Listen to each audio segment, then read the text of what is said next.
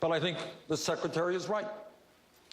And that is that the American people are sick and tired of hearing about your damn emails. Thank you. Me too. Me too. Now, 11 months later, one of the leading newspapers in the country writes that Hillary Clinton email story is out of control. The editorial board of the Washington Post pointing to recent news items to make their case.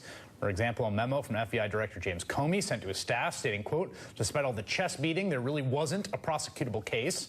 The paper also noted the recently released email exchange between Ms. Clinton and former Secretary of State Colin Powell, suggesting that now it seems Mr. Powell engaged in similar behavior. And the paper notes that of the 30 Benghazi-related emails recovered during the FBI investigation, only one, in fact, was previously undisclosed, and it contained nothing but a compliment from a diplomat. Post editorial ends by noting, imagine how history would judge today's Americans if, looking back at this election, the record showed the voters empowered a dangerous man because of a minor email scandal.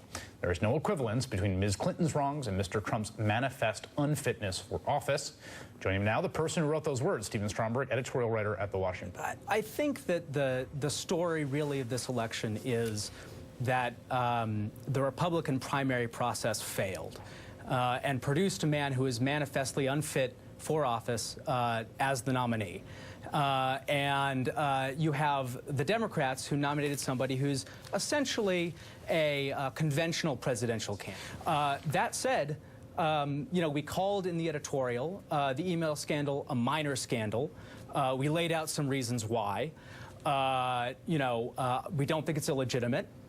We think there are reasons for people to be concerned. But you know what? There's a narrative that's developing. There's a shorthand for the election that's developing that's wrong.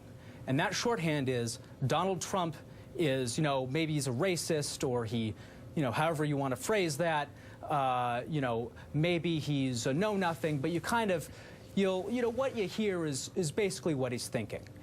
Hillary Clinton, on the other hand, she's sort of corrupt, she lies, you can't trust anything she says, she belongs in prison because email. And not only does that draw a false equivalence that doesn't belong, it's also factually inaccurate. So, yes, relative to Trump, yeah. Okay, she's a lot, she doesn't even inhabit the same moral universe relative to Trump. But even on its own terms, the email scandal is not, an imprisonable offense or, all this other nonsense you keep hearing about it.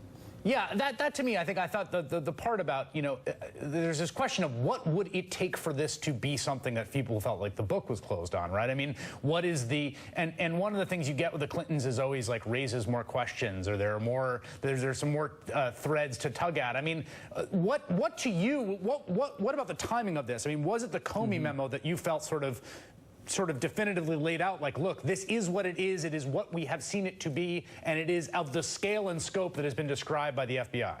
Yeah, good question. Look, actually, I would say the original Comey findings before his testimony, what, 5.5 hours, 4.5 hours, whatever it was, of testimony on this that was actually pretty definitive already. So you already had a sense that no prosecutor in his or her right mind would have brought the case.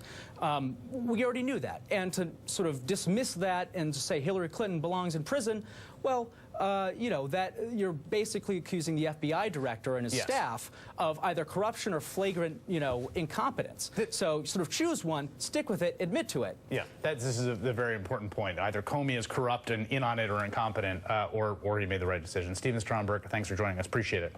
Thank you, Chris.